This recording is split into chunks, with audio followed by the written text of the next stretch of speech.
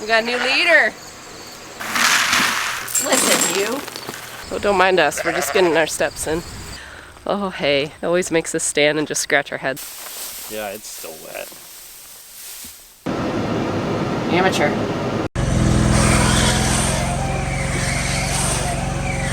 $58 bales off of 50 acres. Pretty sad. So they said we want to reduce emissions from NO2 by 30%.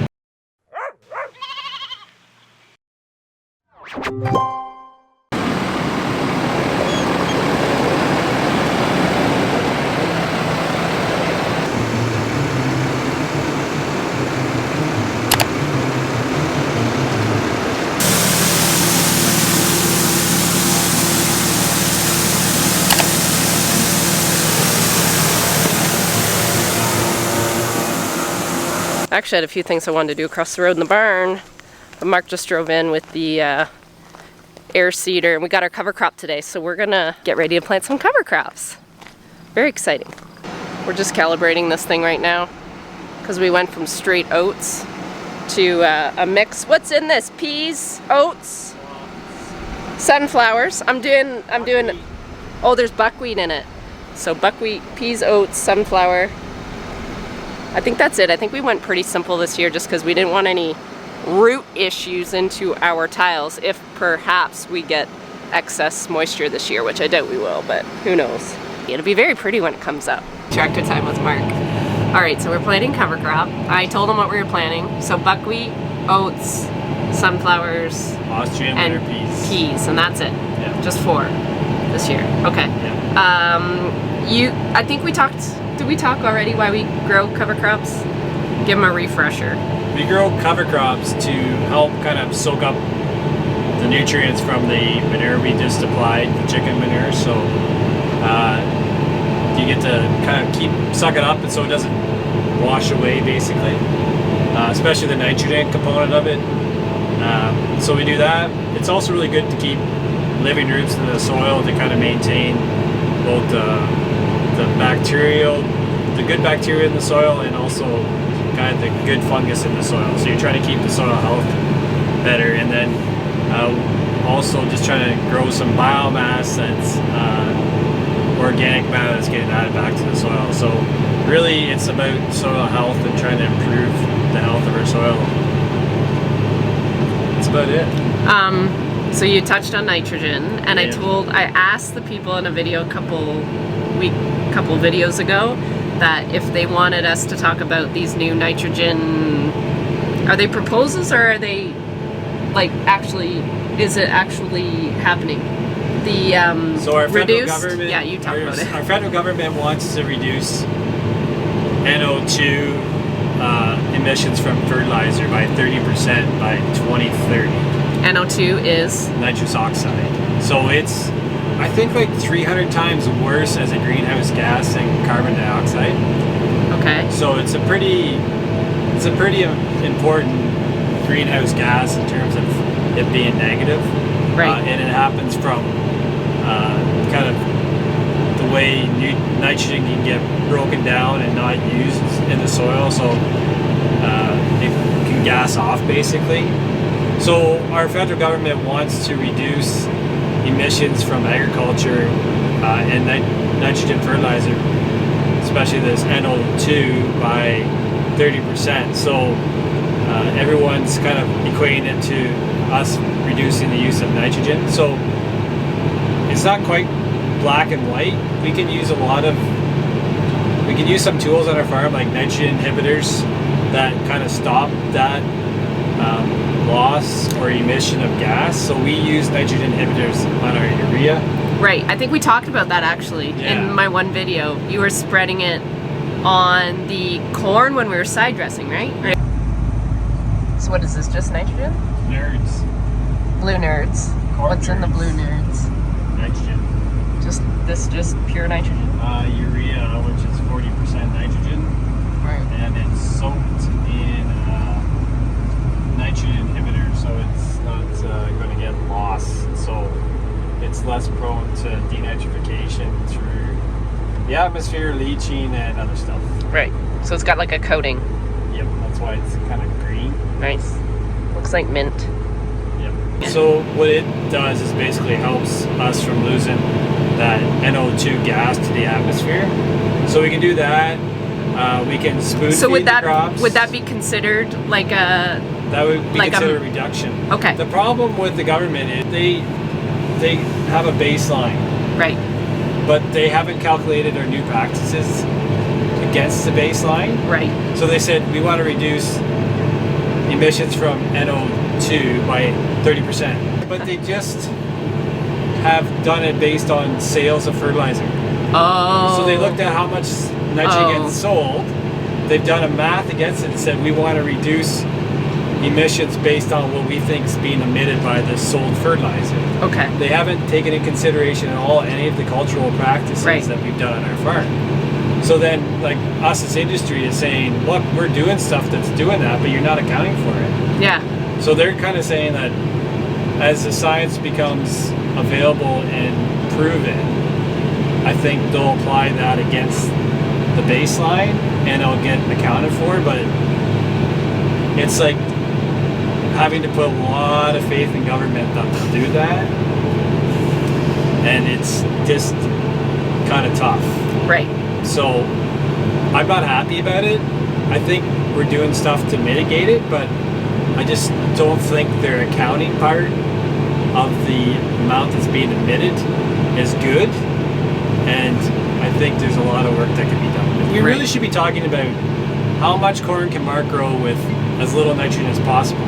Because I might be using 200 pounds of nitrogen, but I can maybe grow 250 bushels of corn. Well, my efficiency or my use efficiency of nitrogen is really good, but that's not even considered in this equation. Right. So it's just a blanket statement almost, isn't it? Yeah, it's like, and I think that's the frustration is that it's just kind of like, it's like. And it is, to me, it's a bit frustrating because it's expensive to just it's not like we're just throw these inputs at our crops, and this year especially, like, the prices have, what did you say in that video, doubled at least this year. So we're not they're not going to come down. They're not coming down, and we're just not in the business of over applying because it costs too much.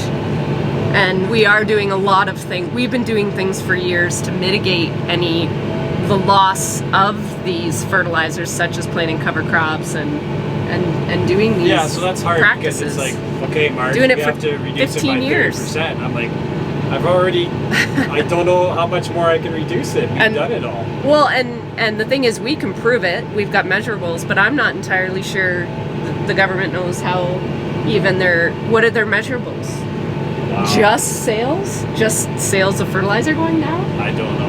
Yeah, so we've got a lot to learn. There's going to have to be a lot of communication between farmers and their organizations and like who they elect as their representative and the government, and that seems to be it's tough. I mean, we've both sat at organizations to talk to government. We've put in our time, and it's not always fun, and the problem is there's not a lot of people at the government table, like in government, that knows a lot about agriculture. So you've had good relationships with some in the past that you've been able to really kind of teach them, like talk to them. Ultimately, it's this. What government's trying to do is not to reduce production levels. Right. We can't. But they're just setting targets for us to try to meet environmentally, and you know, farmers do play a role in making sure the environment's a good place. So I don't have a problem playing a role in that. It's just when they kind of just grab arbitrary numbers and haven't really done the best math possible on figuring it out is when farmers get frustrated. Right. Okay. So I hope that if you have other questions about this or specific questions, leave them in the comments, and then I can ask Mark the questions and let you guys know in the comments. Or we can talk about it in another video. We're gonna be in the fields here, you guys, off and on, until hopefully November 30th, because that's when I start lambing in winter. Okay, you're off the hook, off the hot seat. It's actually kind of nice. It's not You that got hot. air conditioned seat? No.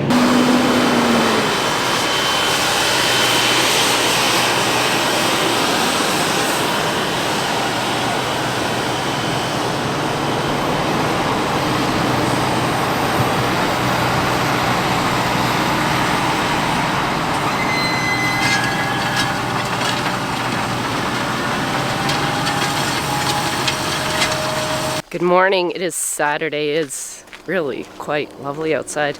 There's a few jobs I didn't get done yesterday because we ended up starting to plant cover crop and we were out in the field. I think Mark was out till 9. I ran to town with Jess to pick up some takeout. We had some Thai takeout. It was so good. Yeah, I got Carissa a little gift because she's quite good at her job and she keeps wearing out all the scrapers in the best way possible. And I also got a hose reel for across the road. That hose I used for the retirees is like 100 feet long. So it got a big kink in it yesterday and there's a water leak. So I'm gonna do some preventative maintenance over there.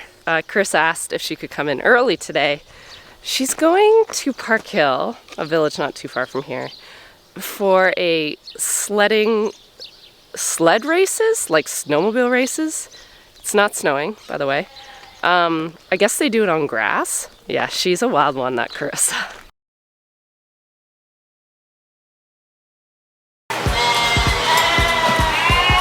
You're fine.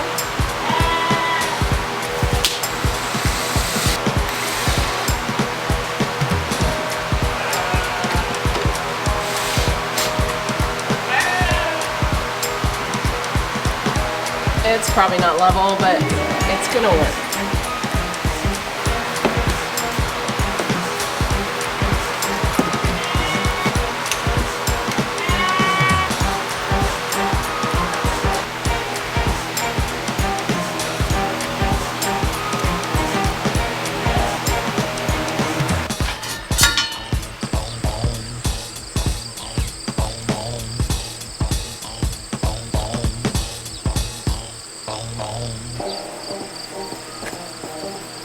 Good morning, lovelies. I'm checking your water. Is that okay? Tomatoes.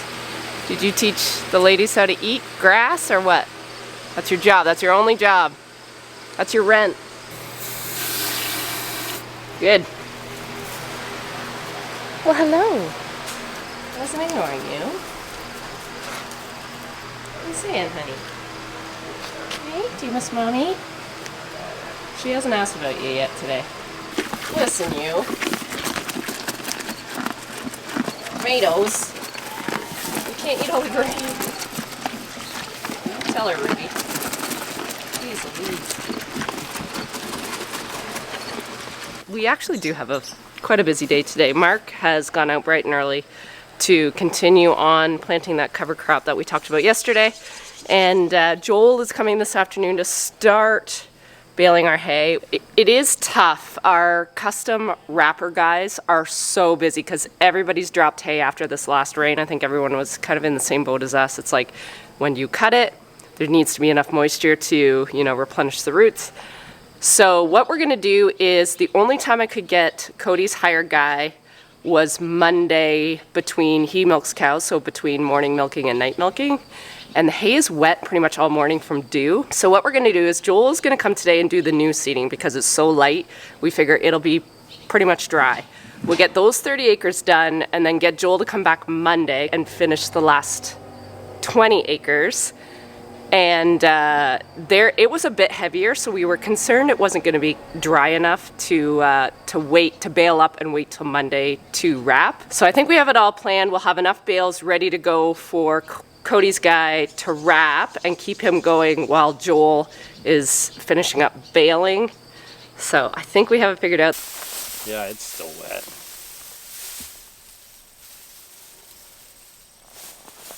Will it be dry by Monday? Well, it's not going to be dry anyway. Right? Well, there's just no wind today. Not yet. Even yesterday there wasn't wind until No. And tomorrow's supposed to be cloudy? Yeah. all day. That's a shame. Well, I guess we're wrapping it, so it doesn't really matter. Yeah, like that's still. Yeah, that's dark green. Unless you rake it.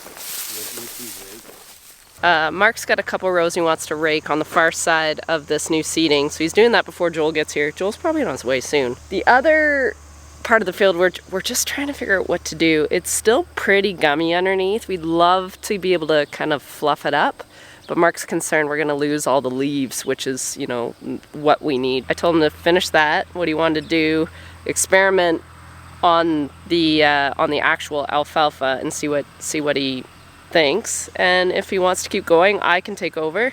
He can keep planting cover crop, and if he doesn't like how it's doing, then we abort mission and carry on with the day. Oh hey, it always makes us stand and just scratch our heads.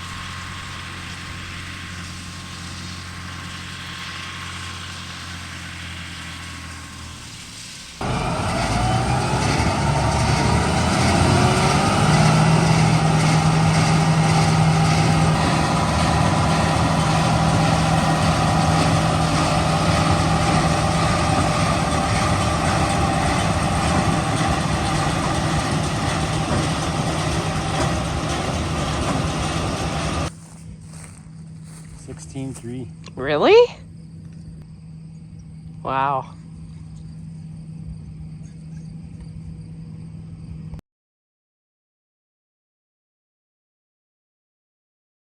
All right, I'm back on my fence, my favorite tractor. Don't tell my bobcat that because I love her too. Yeah, we are gonna pick up the bales. We'll probably fit them all on this wagon.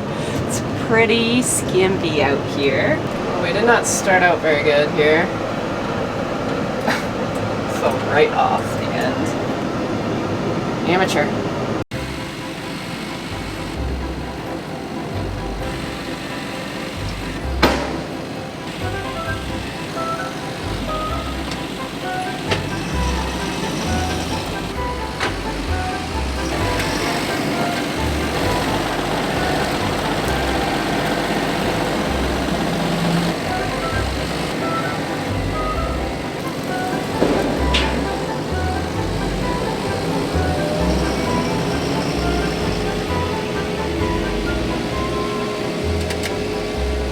It's drizzling. And our wagon has a flat. Well, when it's got weight on it. So, I'm not really sure what to do here. I'm hoping it's just a little drizzle and it's gonna run along. Come back tomorrow. No, come back when the hay is done.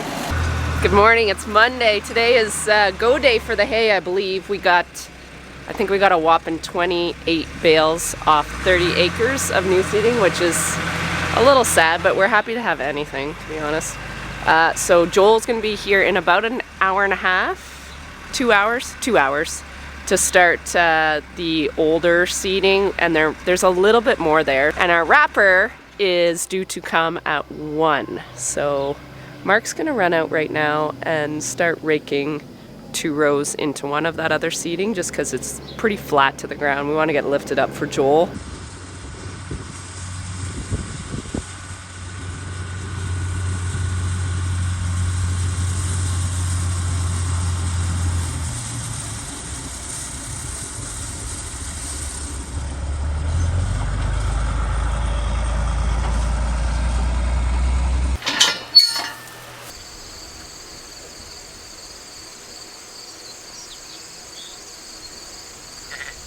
Good morning.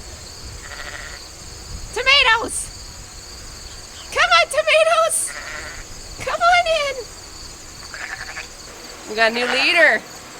We got a new leader. Hi, tomatoes. What are you saying? Good morning. You just want me for the grain. So hard done by. Hey? All right. Yeah, she knows where it is. No! Listen, you.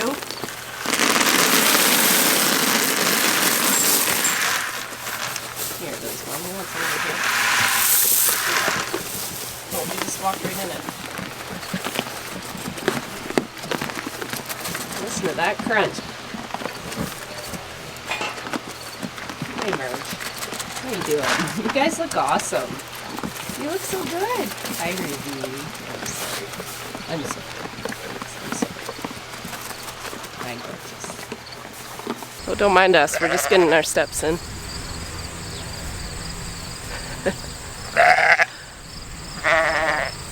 I've never had sheep that follow me, so this is just fun. Show them how it's done, tomatoes.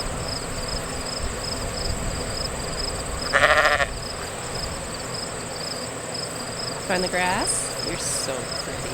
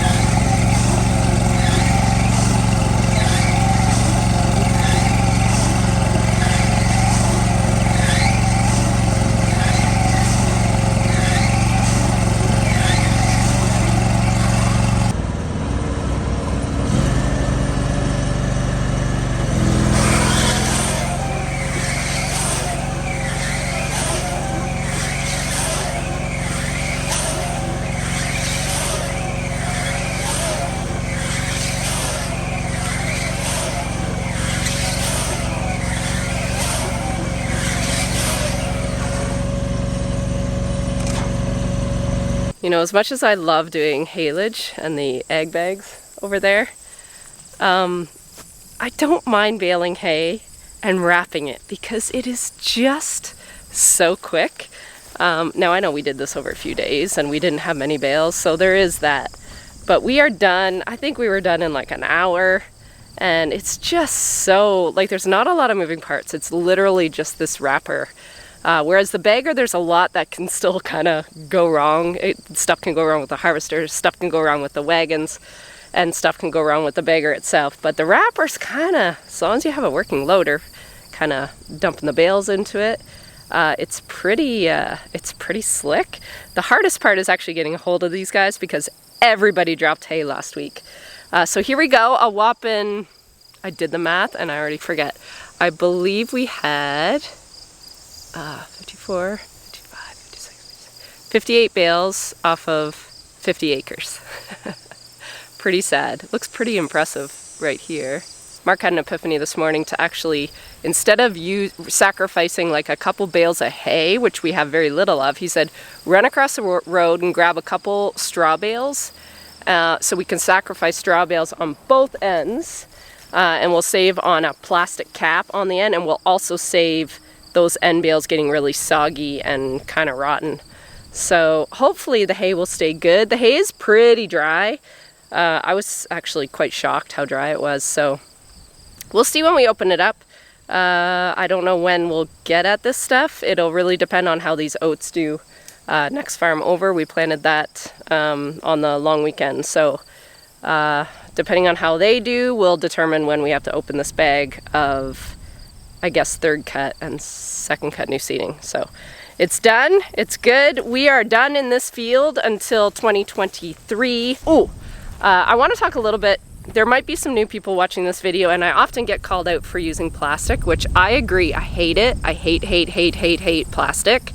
Both Jess and I are not loving the use of plastic. However, I am part of a, sorry, it's getting windy. We're part of a recycle program. So once a month or just whenever I need more bags, I call a guy that lives not too far from us, and he recycles this stuff. I think he sends it down to the States, and then it gets made into, I'm not sure if it gets made into more plastic, or it gets made into, I thought he said something about like the resin furniture or something, but I could be wrong. All right, I think that's a wrap.